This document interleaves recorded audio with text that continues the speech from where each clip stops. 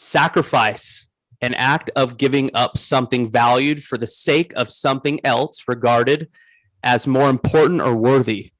Aloha Islanders, welcome to another episode of Improvement Island, your mind's getaway.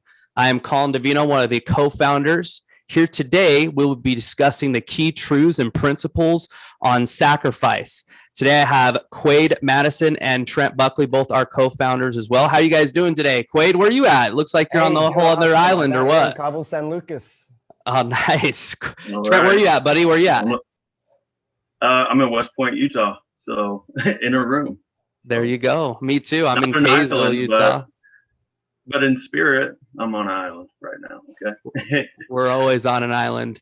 Well, first things first, fellas, I want to go into a story that I listened to just the other weekend when we were preparing for this podcast. And it's a story of a girl and a pearl necklace. So, you know, it was during the Depression. She went to the store with her mom, right? And when she went to the store, she went and she saw these pearl earrings, and they were about $2. So, you know how little girls are. She goes straight, you know, to her mom at the time, and she says, "Hey, mom, I want these pearl earrings."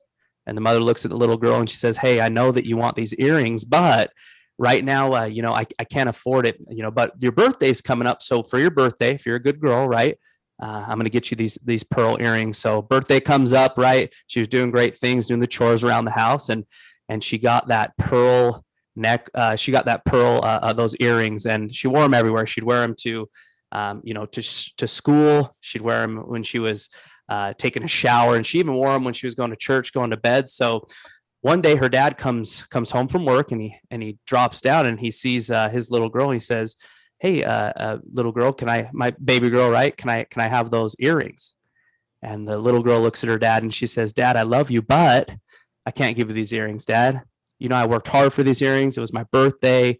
I can't give you these earrings, Daddy, but you did get me a little baby doll. So I'll give you the baby doll that you got me for my birthday." And Dad's all, "Nah, I'm good." A couple days go by, and he's sitting on the couch with the little girl again.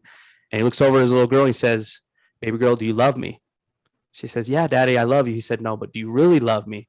She says, "Yeah, Dad, I really love you." So he said, "Okay, how about you give me those earrings that you got for your birthday?" She said, I love you, Daddy, but I can't give you the pearl earrings. I just can't do it." And then, they were listening to the radio, and he gave her a little kiss goodnight. A week later goes by, and Dad comes home from work again. And when he goes home from work, he hears crying. So he runs up into the room where he hears his baby girl crying. And when he sees his little baby girl, she's rocking back and forth, right? And she says, "Daddy, I love you." So she goes ahead and hands over those pearl earrings. And when she handed over those pearl earrings, Dad was smiling. So Dad runs into his room, grabs out this velvet box, goes and sees his little girl. He says, "Baby girl, I love you." And he hands out this velvet box. And when she opens up the velvet box, it wasn't just two fake earrings. It was actually a pearl necklace. And he said, when I was asking you for those the very first time, I actually had these the whole time waiting for you. But because you weren't willing to give me those, I couldn't give you this. Moral of the story, I believe a lot of our listeners, including ourselves that are on this podcast today, have those earrings that if we're willing to sacrifice, and that's the whole topic of today's discussion, if we're willing to sacrifice, what we have right now for what we really want, on the other side of the pain and on the other side of the sacrifice is something that is regarded to as more valuable or more worthy. Trent, why to you is sacrifice so important in your own life? I think sacrifice has been important and pivotal for me. Pivot. Because a little pivot. It's been crucial. And anyway, because I think about the future a lot. And I want to do things that are going to put my future self in a better circumstance. So in order to do that, I have to forego a lot of the luxuries or niceties of life, or like things that a lot of other people would define as some standard of success, because I have a little bit different vision of the future. And to get there, I've had to give up some of the nicer things, that maybe are an outward display of success, because I'm trying to hit an even bigger goal in my life, or on multiple levels, various facets. So I've had to, there's a lot of sacrifice in there. I didn't always necessarily think about it as sacrifice, but I was like, well, that's what I'm doing, trying to create a better future for myself and the people I love and people around me. That's why I'm doing the things that I'm doing, because, it does involve, giving up a lot of things. Lucky for me, I've never been I've never been much of a club goer, had much of a, desire to go out and like do stuff like that. But there's other things like, having a real nice car or whatever, that, I'm just, I'm not necessarily like, I don't need something flashy, so just, I do have some little, I guess, a step up on some of that stuff because I just don't have any desire for it. So that helps me with it. For others, that might be a sacrifice, but for me, it's just, it's kind of easy. Yeah, I think I like that. I want to kind of interject on that point because that was kind of like the point of perspective I was going to come from is like, sacrifice is tied to the value of the thing, the situation, or the time that, you're exchanging. So you can have, a scarcity mindset with, certain things, but, or in your whole life, you may have like, a scarcity mindset. There are lots of people out there, including myself in some circumstances, to where you don't think there's enough of something, enough of the time, enough of the shoes, enough of the clothes, enough of opportunity in a situation. There's tons of abundance and tons of everything around us. So I think removing the scarcity mindset that you possibly could have just from whatever reason and replacing it with like, a plentiful mindset, knowing that there is, tons of opportunity out there. There's always chances. There's always, if you trade your necklace for something, guess what, you can get another necklace. So she valued that necklace and, she had a scarcity mindset because, that was like, maybe her one and only, earrings, her one and only earrings. She didn't want to give it up because she thought, that's all she had. But, if she said maybe in her mind, maybe I can get another one, then, then it's not that big of a sacrifice for her to hand it over to her dad and go, boom, surprise, here's the necklace. So I think, removing that scarcity mindset is an important thing to focus on. And absolutely piggybacking off of that, I think that you're correct on that, Quade. It's whatever we deem as worthy. I've seen so many times in my own life that I feel like I'm sacrificing something right that very second. And in the meantime, we're going towards a common goal and outcome that you want, but we always trade not always, but many of the times we trade the quick satisfaction over the end result of what we're going to get from it. So for example, in the story of the little girl, what if she would have given up her earrings quicker to her father? Well, she would have gotten the necklace quicker, and the necklace would have provided maybe even more value in her life. So, Quade, I'll throw this on to you. What do you feel like many of the individuals that you meet on a day-to-day basis are not willing to sacrifice in order to get that pearl necklace on the other side? Like, what are some things that you've seen in your own career and in your own kind of path that you've gone in life where, you right now might not be, holding on to these earrings in a certain aspect of your life, but what are some of the things that you've seen that individuals are holding on to right now that they're not willing to give up? So I think it's two things. One, I think it's, time. They're not willing to make the sacrifice of their time to put it into something. And then the second direction of it you can look at is almost like, it's almost peer pressure from the group around you. So, if you're somebody that, is wanting to break out of your current situation and, start a business, be a coach, just go down a different avenue, move to another country, whatever it may be, you take in a lot of influence from others. And a lot of times that can be, like negative, peer pressure, maybe not, completely negative, but it's pushing you in the same direction that you were already going. And if you want to break away from that, you're going to have to say, hey guys, I can't come out tonight, or hey, no, hey, baby girl, I can't buy you those shoes, or, just whatever sacrifice of time, energy, and money it may be, you have to be willing to make that and not fold to the peer pressure. But I think, what limits a lot of people is, I think it's their own friend group and the people around them, whether it be, their friends, their family, their coworkers, their whoever it may be. So one, make sure you're around positive, influential people that will not be giving you out those negative peer pressure moments, pushing you in the wrong direction. I mean, it's like, I don't meet up with a lot of buddies and go out now. We meet up and we have calls, we talk business, we're always pushing ourselves forward. It's a massive mindset change. So I think it's just, time and peer pressure is what, hold most people back. What are your thoughts on that, Yeah. Trent? Yeah, I think the people you surround yourself is such an important thing. And that reminds me of I got it from Will Smith, but I don't know who originally had said it. But it came at a pivotal. I'm struggling with that word today. Yeah, you can't say point in my pivot life very well. Pivot. Yeah, it was a pivotal point in my life where I was deciding to either, stay in there. I was working at a law firm. I was the business development manager and the advertising manager, and I also took care of, billing and collections. And if I wanted to, I had just finished my associate's degree, and if I wanted to then go to Arizona State, ASU, I would have to take a year off so that I could become, get state tuition. Mm-hmm. So I was offered a raise and to stay another year and just work at this law firm, or go up to Utah State, where I had an offer for an academic scholarship.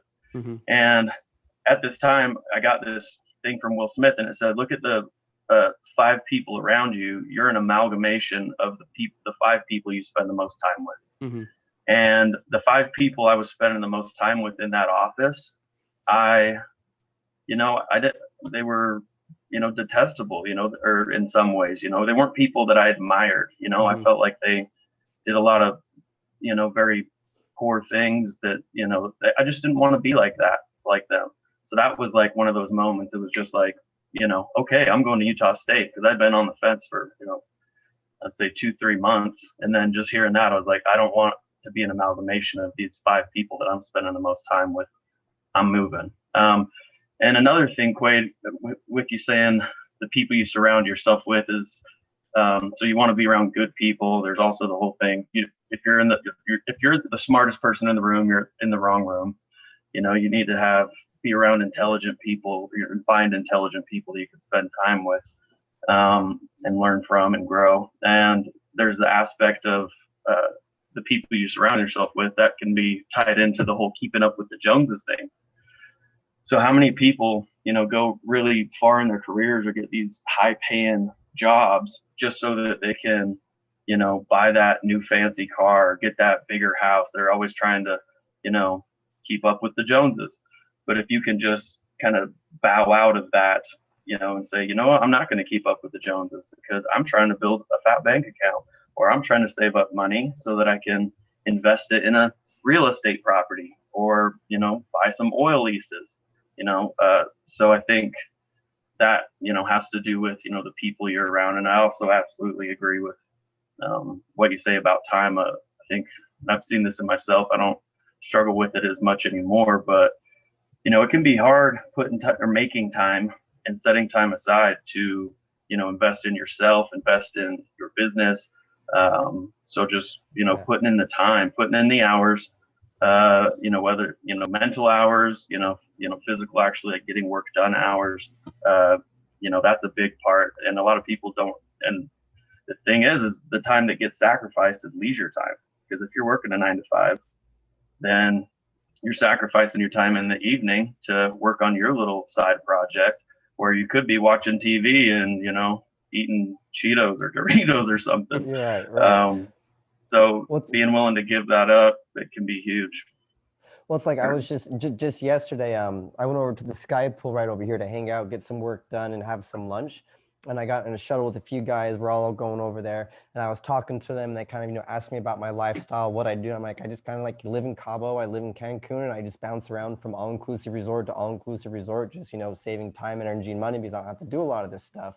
He's like, oh, that's awesome. And then, he started telling me a little bit about himself, what he does for work. And he's like, yeah, I can never do what you do because, you're working the 80, 90, 100 hours a week. I'm fine just working the 40 hours a week and there's, kind of maintaining this. So, sacrifice is also just an expansion of just your mind and what level do you want to go to? And, what's your level of comfortability and what's the level of, of life that you want to achieve, whether it be, happiness, whether it be success, whether it be fulfillment, and whatever you want it to be. It's where are you at on that level? And if your level's okay being down here, then that's completely okay. But if you're wanting more, you have to understand that you have to make those sacrifices. But I look at an 80-hour week and I'm like, it's really no big deal, because guess what? I'm on my phone. It doesn't matter where I'm at or what I'm doing. I could be poolside, just hanging out, eating lunch. Guess what? I get a quick text. I get a quick email. I email it. I'm done.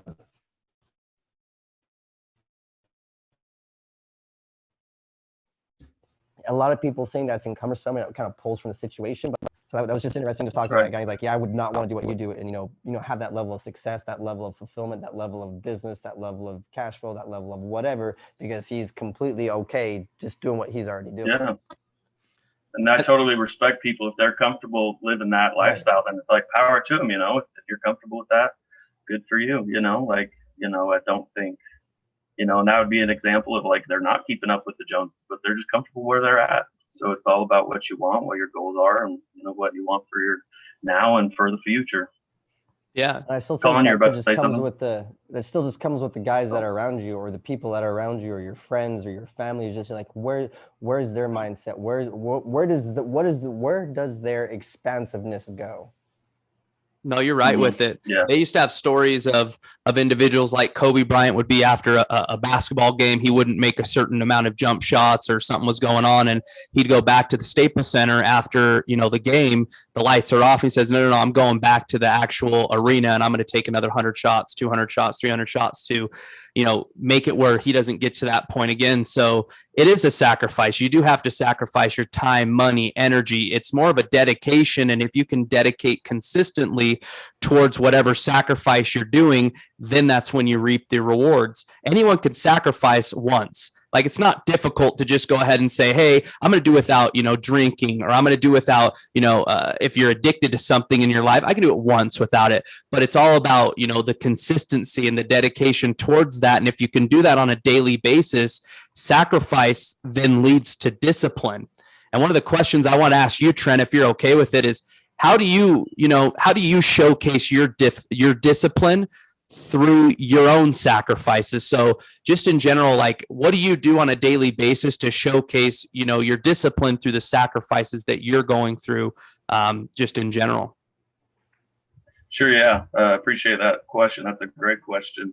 So I think when I was younger, I had moderate success doing things like in sports or with school, but it was just, a lot of it just had to do with, I had fairly severe childhood OCD. Mm-hmm. And, that kind of carried into, junior high and high school at a lesser extent, because in junior high, I became more cognizant of like, my OCD controls me. And then, around that age, you feel rebellious. So I'm like, I'm going to rebel, I'm rebelling against this OCD. I'm not going to do all these little compulsive, rituals or touch this or, whatever random thing it was. So I'd had some moderate success just because I was compulsively doing things. It was like, I have to keep doing this shot until, on the court until I make it X times a row. Mm-hmm. Or I have to, throw in the football. I'm going to keep doing it until. So it was more just me being compulsive rather than disciplined. Mm-hmm. So in my late teens, I wouldn't even say I started, maybe around 19, but especially early 20s. That's when I actually started to develop discipline, like, where it wasn't just because being compulsive and, doing things repetitively just out of compulsion is one thing, and it can get you so only so far. But when it comes to things that you don't have a compulsion to do necessarily, that's where I've had to like learn actual discipline. And it's like, no, I am going to do this. I'm going to make myself do it. And that's been something that I've worked to develop, and I'm still developing, to be honest with you. So there's certain things where it's like, I'm not going to allow myself to do them. And there's certain things that I make myself do them. So like on a day-to-day basis with discipline, a good example for me is like, I have a I have the executive function disorder, I think is what they call it. I think it's a genetic thing. I got at least 3 half sisters that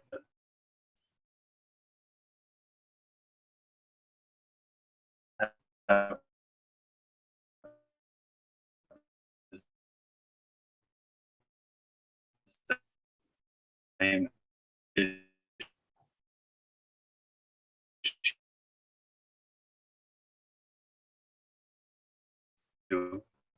all separately, and take it from all the way out here and just make it like this, to where for the rest of the day I can't. It's like painful to try to accomplish like actual life tasks. So in the morning I avoid novelty. I don't always win. Sometimes it does happen, especially if I'm sick or something. But so I avoid novelty. That's a big one. Another one, I wouldn't. And then I try to do something difficult in the morning. Mine is I have been practicing German. I make my bed. That's a discipline thing. It's not like I want to make my bed. I just make myself do it. The other discipline things I'd say for me is work too. Is like, okay, I am going to take this time. I'm going to designate it. I'm going to get this thing done, whether it's computer work or it's documentation or just bookkeeping, just stuff that is even time things that aren't productive. It's like I got to make myself do it. And also, going to the gym, I would say that could be a discipline thing. I do try to go every day. If I am not, if I don't have extensive physical, labor or work in my work during a day, I have to go to the gym. And that's just me taking care of my well-being. So I think that might have started off as a discipline thing, but now it's just habitual. Like, it's not hard for me to go or to go to the gym every day, but where the discipline really kicks in is anything that's painful. Like, it feels painful. You're like, oh, I don't want to, like, that table the side table in my room's a mess. I should clean it, but I don't want to. If you don't want to do something, you got to lean into that thing and make yourself do it. And then for me, I've noticed as I do that with certain things in my life, that it kind of reinforces my discipline or my ability to lean into difficult, or you could describe it as painful, initially, like. And it can even be as simple as like, what, I'm going to clean for, I got a lot of cleaning to do, and I don't want to do it, but I'm going to set a timer for 10 minutes and I'm going to go to that side table that's all a mess. And until that buzzer goes off, I'm going to clean that side table. So it can start really simple like that, even 5 minutes, just something. And then it just build up your capacity for leaning into things that you don't want to do, but need done. And I feel like that kind of, is a pathway to developing, discipline in general in life. So it's funny you brought up Yeah, no. Well, you kind of triggered something with me when you kind of said like, OCD, because, I like everything nice, clean, and tidy. And I was kind of thinking about this, for the past, couple of years. I tend to do that a lot of the time to give myself a little self-satisfaction of, progress and being, constructive and moving forward. But really, it was kind of, just a mask for me not to do what I wanted to do, nor make the sacrifice. And that trade-off for not making the sacrifice was, okay, now I am, everything's nice, clean, and tidy. I'm taking care of myself, whatever it may be. So I think what's really important with sacrifice is, one, starting off with, like small sacrifices. And then over time, you get more and more accustomed to, sacrifice, and you no longer actually view it as a sacrifice. You view it as kind of like a trade-off, that you're trading this for this. And if you want this more, then of course you're going to make the trade because you want this. So it's just, habitual habits that, compound over time and just build you as a person, and just, makes the mindset, and, it's just really just a paradigm shift that you have within yourself. So I agree with everything both of you guys are saying. I 100% agree with you, but there's listeners that would listen into this and say, okay, well, that's easy for you to say, Quade. It's simple for you to say, Trent. It sounds like you guys have the habits already formed. What would you say, Quaid, to that listener that is on the other side saying, okay, I get it, like making the bed and whatnot, but you just don't know me. Like I'm a little different than you are. What would you say to Okay. that person, No, Quaid? you may be completely different, and that's why I say, start with small little sacrifices. Don't go after the big sacrifices that that are going to scare you and eat up time and push you away and push you back into that shell or back into that comfort zone you have. So I say first and foremost is find out what you want and figure out how bad do you want it. If you don't want it that bad, then that's it. There's really nothing to do. But if you want something bad enough, you will start making any type of sacrifice to get there. So, put it up on a board, create a vision board, have a reminder on your phone to go off every morning at 9 a.m. saying, hey, work towards this, or because you're going to get this reward from it. Set up some type of just like reminding system or something to subconsciously just kind of keep you on track and keep that vision in your mindset. Because then those sacrifices just become, little and little. I mean, everybody's different. Like, literally every single body is different. So what works for me is not going to work for you, but there are foundational skills that we can all build on. And those foundational skills are only accomplished one way, and that's just taking steps forward.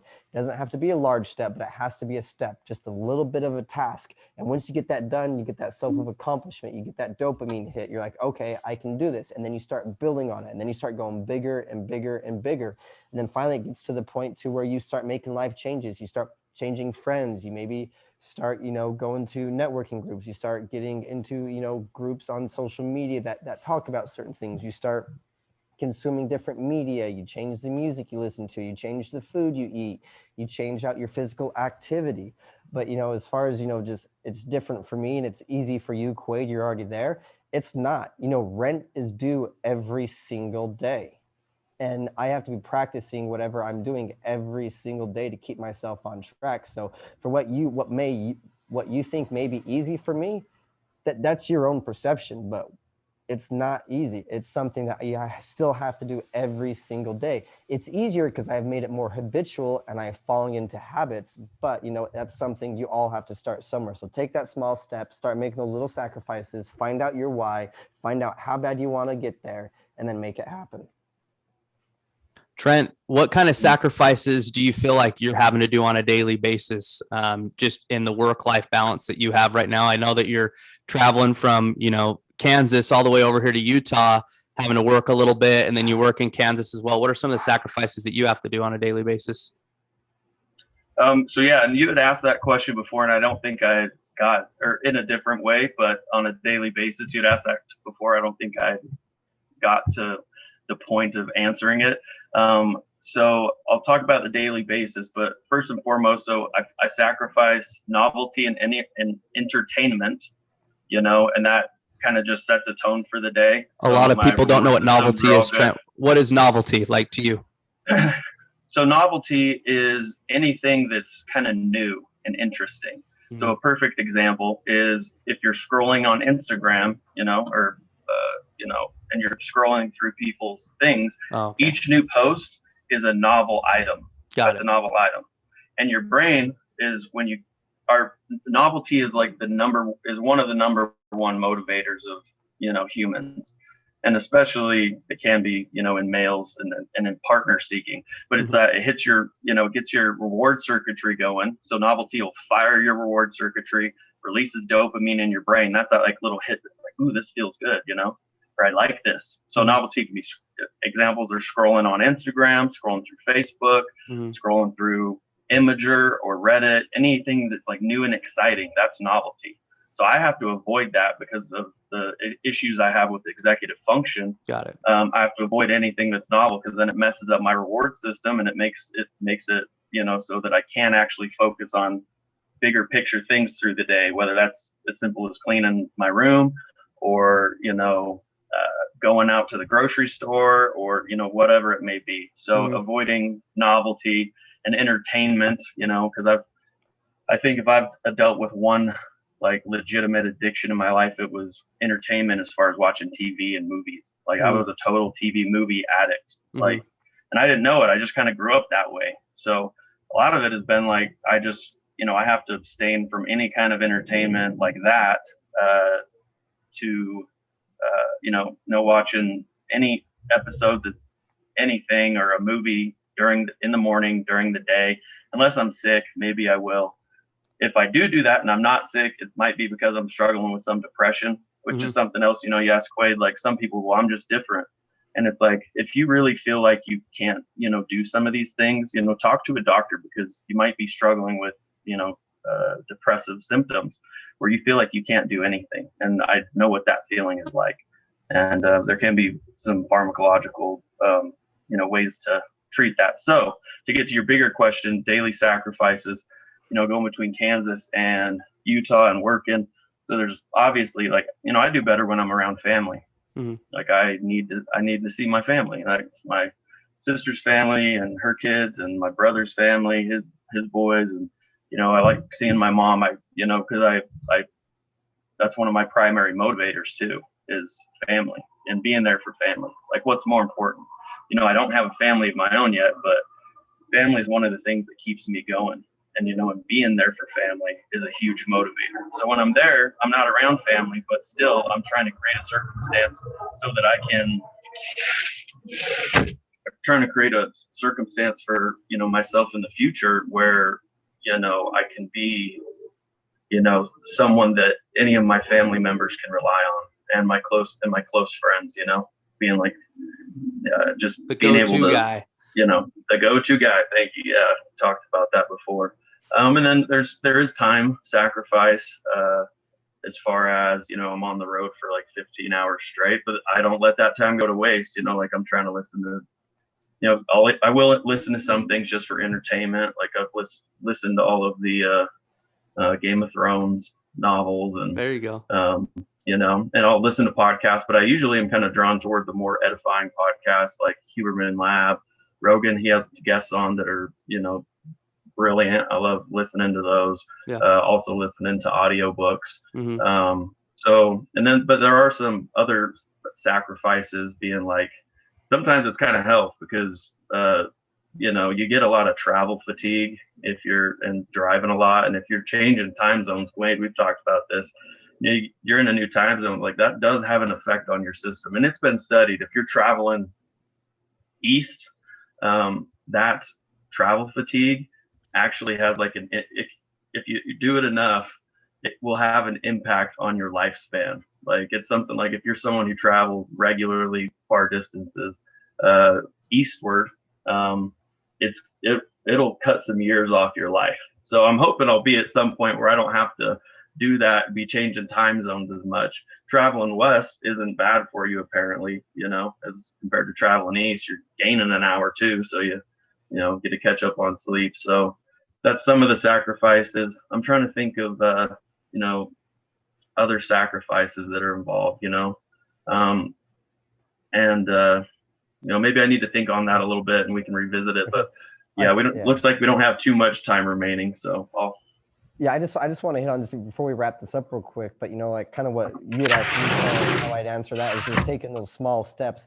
I think, you know, the sacrifices that, you know, everyone should be taking is, one is your health, you know, eating the right food and maintaining your physical fitness and making sure you're healthy, because guess what?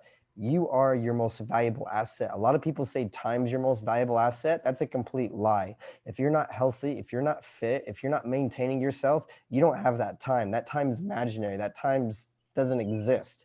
So taking care of yourself and making sacrifices with the food you eat, and making time for, you know, some type of stretching, some type of meditation, some type of, you know, just like even like diary keeping, or just like writing stuff down throughout your day, getting to the gym, physical exercise. Maintaining and having sacrifices for yourself first, I think is, you know, most important. And then, you know, second is having, you know, time sacrifice. You know, start cutting out all the time that, you know, is just wasted, you know, frivolously on, you know, going out and doing random stuff like that. You know, I still go out, but, you know, in the beginning for multiple years, I went out very little. I didn't have, you know, quote unquote, I wouldn't say a lot of fun. I saw a lot of fun, but I didn't do a lot of those things to where it impacted me the next day and I couldn't focus. I didn't feel good, or maybe it just took up more time than I had imagined. So one, just take care of yourself, make sacrifices for yourself, and sacrifice your time, because both of these have a compounding effect. You make these sacrifices right here, it's just the effects and the rewards from it are just, you know, they'll compound, and it's just doubling and doubling and doubling. I saw a great Awesome. piggybacking on that. I saw a really great quote that had to do with if you ran 1 mile each and every day, you just ran 365 miles in the year, right? If you read 20 pages each day, you probably, listened to or you read 30 to 40 books throughout the year. It is taking that time to better on yourself. So for any listener that's out there and thinking, well, what should I start? Where should I start on? Maybe we evaluate where your life is at right now and what you want to accomplish and what's the first step you can do. First step is opening up that book if you want to be better at, your knowledge. The first step is, sacrificing that thing that you call a sin and seeing what happens in your life if you do that donut. If over time you stop eating that donut, that 100-calorie donut, after 30 days you just lost a pound. Like little things like that, the one thing that you could do each and every day, do that thing.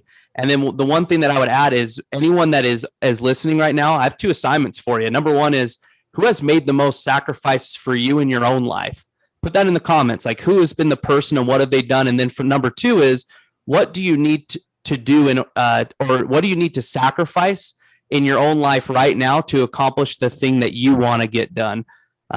So those 2 things, homework assignments for anyone that's out there that's listening and each and every week. And that will conclude this week's episode here of Improvement Island. Hey, Colin, go ahead, Trent. Real quick. I hate to interrupt you on the close, but I got 2 quick things. Yes, what you say, the power of just doing little things each day, make it a habit and it builds up over time. I had that experience with the gym, didn't really know what I was doing because I always had, training from football. So figuring out on myself, and I just, every day that I went to the gym, that was a good day at the gym. So it's not like, oh, that was a bad workout, I didn't hit a PR. It's like, no, I made it to the gym. That was good. And then my knowledge and, strength and physical capacity and stamina built up over time. And taking care of myself, like traveling, I try to drink a gallon of water on that 15-hour drive because it's just better for my system. It helps my system handle things. And the last thing is this is for the young guys out there. So a big sacrifice for me when I was it was in 2014, so it was about 7 years ago. I'd have been around 21. I realized I was spending so much mental time and physical time chasing skirts and not just seeing, I was just wasting time that way. And I had an example of a guy who was, by all metrics, should be super successful. And I remember, and someone compared me to him, and I was like, but he isn't, he's not successful. He's just kind of bumming through life. And I was like, okay, all he does is, see chicks and spend all his time there. So I'm like, I don't want to do that. So I was like, I started abstaining from trying to pick up girls and chasing skirts and maybe just try to see a girl at a time. So think about that as far as how much that's taken up, mental and practical time. And maybe that was a real sacrifice for me. Like it really was. It was hard to give up. So, all right, I'm done, Colin, kicking it back to you. Yeah, you're a good man. That concludes this week's episode of Improvement Island. May we recognize the sacrifices and the fake pearl earrings that we have in our ears in order to get that necklace we're looking after. Please like and subscribe to this episode and all of our handles, platforms, YouTube, Spotify, Twitter, all that fun stuff. Signing off, guys. Have a great rest of your week, and we'll see you until next time. All right. See you, everyone. See you guys.